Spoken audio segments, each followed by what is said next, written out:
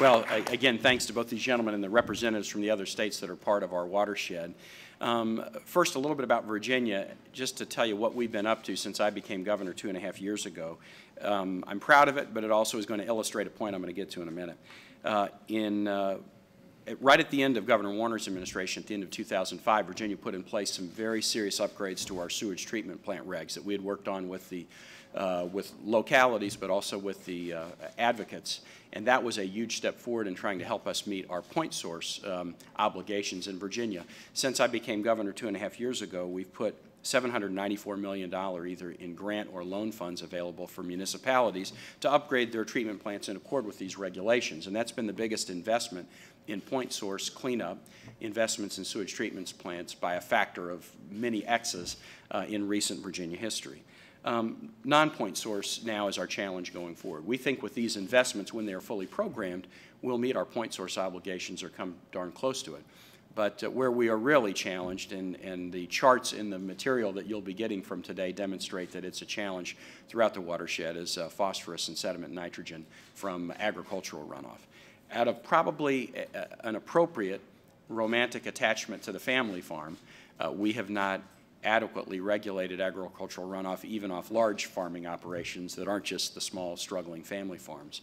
And that's been a political reality that we've been wrestling with in Virginia, and I think other states have as well. In the last year's budget, we put $20 million into best management practices to partner with our farms, again, with the support of both the farming community, the environmental community, and we are going to continue investment of that kind. We've embarked on an ambitious land preservation agenda to preserve 400,000 acres of open space during my term as governor, and we're at about 275,000 acres now. And the legislature, and John Cosgrove, a member of the General Assembly, was here earlier. I don't see John now. But the legislature has been enormously supportive of the dollar investments that I mentioned earlier, as well as the land preservation initiative, which has relied upon tax credits and also on funding. We've put in place in Virginia a number of smart growth and land use management measures, recognizing that statistic that we heard today, that the population of the watershed grew by 8% from 1990 to 2000, but the amount of impermeable surfaces in the watershed, largely parking lots, grew by 40% during the same time. We've got to have better strategies for the way development occurs. And Virginia has been somewhat late to that game, but in the last 2 years we've done a good bit in that way. And then finally, on spot projects of interest and importance, like the declining crab harvest, we've been able to work with the D.C., with Maryland and other partners, both private and public, to try to find solutions. These are things that we're doing that I feel very, very good about. But to segue now into the issue of why we're here, which is going forward, we acknowledged last year that we were not going to meet the 2010 deadlines, just as there had been an earlier acknowledgement. The 2010 deadlines were at least the second set of deadlines and goals that had been announced for the Chesapeake Bay that were not met. Why is it? Why aren't they met?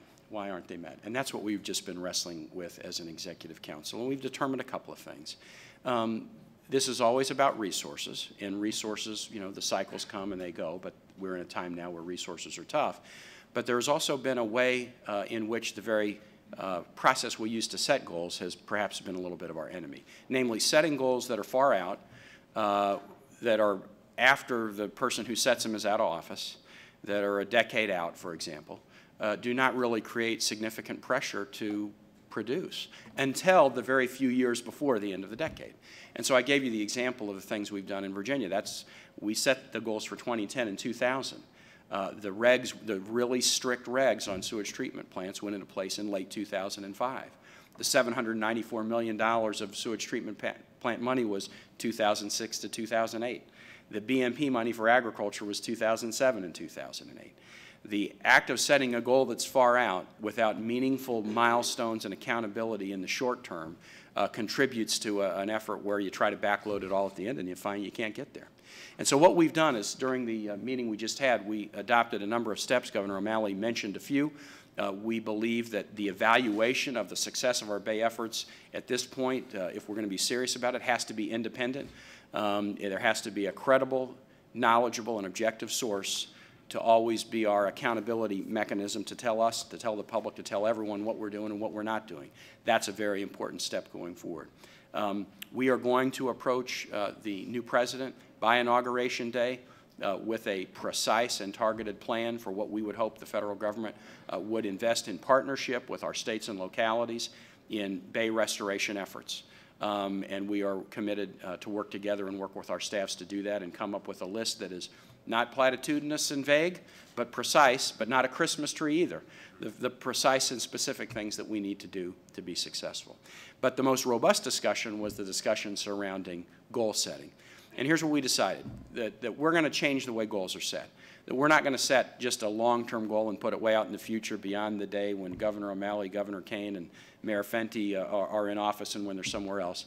That we're going to adopt a new kind of goal-setting process for the Bay, which is a set of short-term, very definable milestones that we would set around a 2-year cycle, and then the setting of an ultimate deadline that would flow from meeting those milestones. The 2-year short-term deadlines are going to be very, very helpful in terms of keeping us focused and not allowing us to kind of backload all the work at the end of a decade or a long goal cycle. And so that's what we're committing to do, a new set of goals that are short-term 2-year milestones and then an ultimate deadline. We've made another decision. The meetings of this Executive Council traditionally occur at year-end because we're kind of getting a year-end report. But by the time we meet at year-end, for most of us, our budget processes are well underway and the ink's already starting to dry on many of them. And so what we've decided to do is to move the Executive Council meetings of this organization to the spring before the budget processes get underway in the various states. We're going to have the next meeting of this organization in the spring of 2009, about 6 months out. Between now and then, we're going to work on the first 2-year milestone, and we're also going to work on what the target ultimate goal is for our Chesapeake Bay that would flow from the milestones. Currently, work is being done within the EPA and other organizations to run the models for sediment, nitrogen, and phosphorus. That computer modeling, which is done on a biennial basis, will be done in April, currently scheduled. We'll be able to take advantage of that data and take advantage of any discussions that we would have had with the new administration about likely support from the administration to enable us to set the 2-year goal and also to set the ultimate goal. We're not talking about an ultimate goal that's many years or many decades down the road. But, and some of us came in advocating, for example, for we should set a 2020 goal.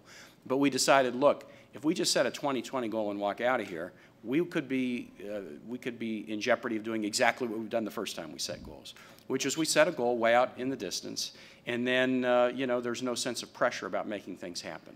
So we've decided to come up with a different goal-setting mechanism that will always create a near-term pressure to make investments and to change the meetings of the Executive Council so that when we're talking about whether we're meeting our milestones, we're actually talking about them at a time that is consistent with state budget developments in the jurisdictions that are part of the watershed. And with that, I think the combination of the biofuels directive, choosing to put an independent evaluator in the mix to evaluate our success, approaching the new administration to seek significant help to protect this national resource, and then changing the goal-setting mechanism to make it more meaningful and to put more pressure on all of us, not just in the long term, but in the near term to produce results. This will help us continue the good efforts that have been underway, but hopefully accelerate progress in cleaning up the Bay.